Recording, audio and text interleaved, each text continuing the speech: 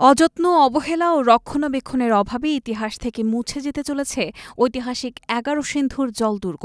মধ্যযুগীয় দুর্গটি মসনদে আলা ঈসা খাঁর শৌর্যবীর্যের স্মারক। এই দুর্গে মোগল বাহিনীকে বারবার নাস্তানাবুদ করেছিলেন মহাবীর ঈসা খাঁ। কিশোরগঞ্জ জেলার পাকুন্দিয়া উপজেলার ১১ সিন্ধুর গ্রামে অবস্থিত এই দুর্গের চারদিকে ছড়িয়ে ছিটিয়ে রয়েছে অসংখ্য ইট। গ্রামে মাটি খুঁড়লেই বের হয়ে আসে নানান জিনিস। সংরক্ষণের অভাবে ধ্বংসের পথে মাটির নিচে চাপা পড়ে থাকা এসব ঐতিহাসিক নিদর্শন। কথিত আছে ১৫৯৮ সালে ঈসা খাঁর সাথে যুদ্ধে মানসিংহের তলোয়ার ভেঙে যায়। তখন নিরস্ত্র মানসিংহকে ঈসা খাঁ নতুন অস্ত্র তুলে নেওয়ার সুযোগ করে দেন। ঈসা খাঁর এই মহানুভবতায় মানসিংহ পরাজয় মেনে নেন। ১৮৯৭ সালের ভূমিকম্পের কারণে দুর্গটি প্রায় ধ্বংস হয়ে যায়। তবে দুর্গর ভেতরে উঁচু ঢিবি দেখতে পাওয়া যায়, যেখানে কামান দাগানো হতো বলে প্রমাণ পাওয়া যায়। যেখানে ঈসা খাঁ এবং মানসিংহ যুদ্ধ হয়েছিল, তৎকালীন ভারতের যে মন্ত্রী মানসিংহ ছিল, ঈসা খাঁ এই এলাকা তিনি শাসন করতেন। তখন সেই মানসিংহ তিনি খবর পেয়েছেন যে ঈসা খাঁ নামে এখানে উনি এই এলাকা শাসন করছেন। এই এলাকাকে দখল করার জন্য ঈসা খাঁ মানসিংহ আসছিল। তো তারা দুইজনে এখানে ফাইট হয়, তলোয়ার দিয়ে তাদের যুদ্ধ হয়। এক পর্যায়ে মানসিংহ কি পরাজয় বরণ করেন। ১১ সিন্ধুর দুর্গ স্তম্ভটির ৩০ হাত উপরে আধ্যাত্মিক সাধক শাহ গরিবুল্লাহর সমাধি রয়েছে, কিন্তু টিলার ওপরে এই সাধকের কবরটি ধ্বংসের পথে।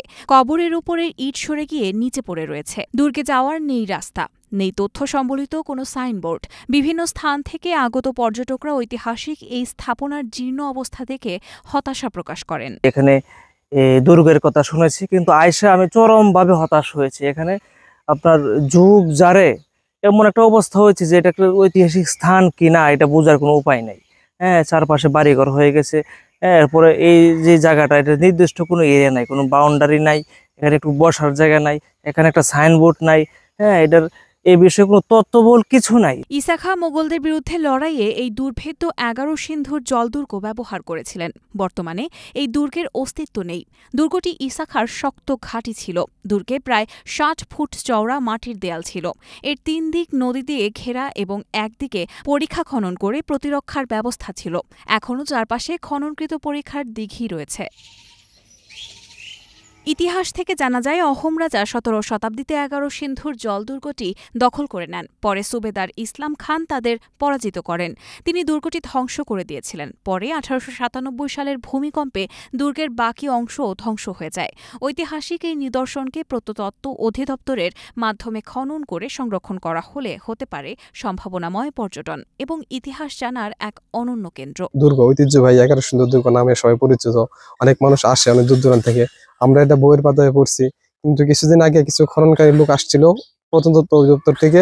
আইসা ওরা অর্ধেক কিছু খনন করছে, আর বাকিরা এইভাবে রেখে গেছে।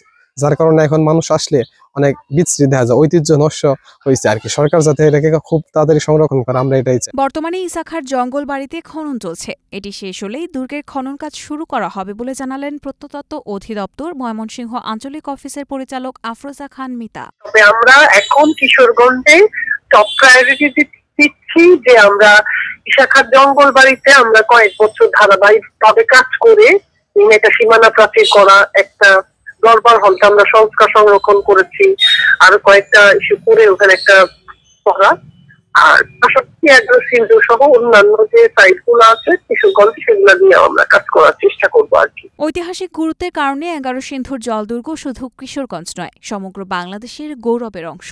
দ্রুত সংরক্ষণ না হলে আগামী প্রজন্ম হয়তো আর দেখতে পাবে না অযত্ন অবহেলায় ধ্বংস হতে চলা ঈসা খাঁর বীরত্বের এই জলদুর্গ।